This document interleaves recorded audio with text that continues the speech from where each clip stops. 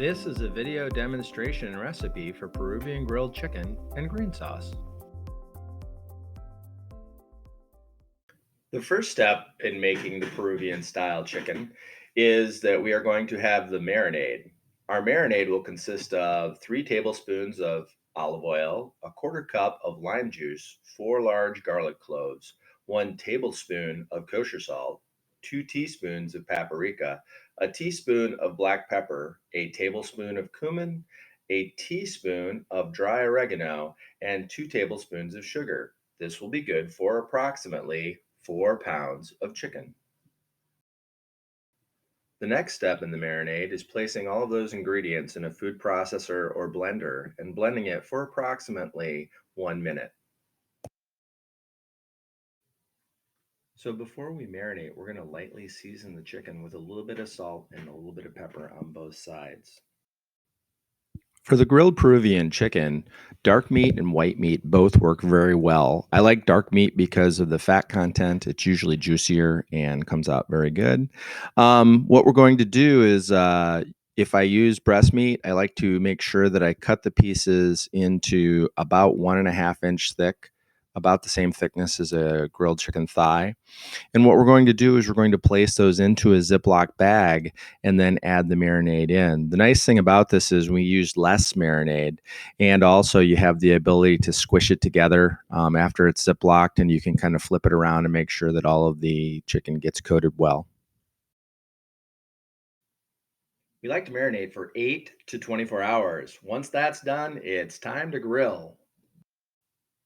Before grilling, it's important to preheat the grill, brush the grill to clean it and get any food particles or anything off from the last time we cooked, and then add lubrication with spray or oil. This will also help stop your grill items from sticking on the next time that you cook.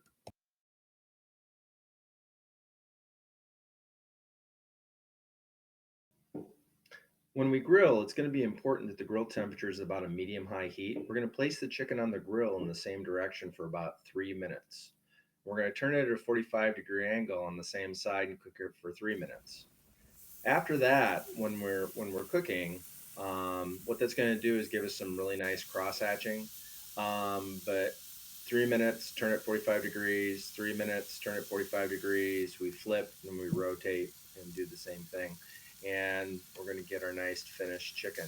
That's about 12 minutes for chicken thighs. It's good to have a temperature probe so we can check to make sure that our chicken is above 165 degrees. It's important to remember that if you have chicken that has bone in it, it's going to take longer to cook.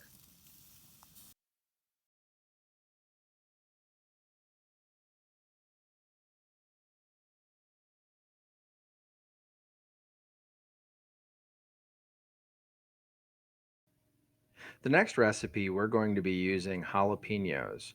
Chili peppers are spicy, and they're going to vary depending on different conditions. It's always important whenever using chili peppers in a recipe, check the temperature on your tongue as to how hot they are. Remember, you can always add more chili peppers. You cannot take them away. The next recipe is the green sauce. The base recipe calls for 1 jalapeno seeded, 1 cup of fresh cilantro leaves, no stems, 2 cloves of garlic, a half a cup of mayonnaise, a quarter cup of sour cream, 1 tablespoon of fresh lime juice, half a teaspoon of salt, an eighth of a teaspoon of ground black pepper, 2 tablespoons of extra virgin olive oil, and 1 tablespoon of sugar. We're going to incorporate this into a food processor or blender, and we are going to let it go for approximately a minute and a half. You may want to stop and scrape down the sides to make sure that everything gets pureed well. 3 things that you can change in this recipe would be the amount of jalapeno, the sour cream, and the mayonnaise. And you can adjust the flavors to your liking. I hope you've enjoyed this demonstration on the Peruvian chicken and the green sauce. If you'd like to get a copy of the recipe, please email me at chefcraig@gmail.com.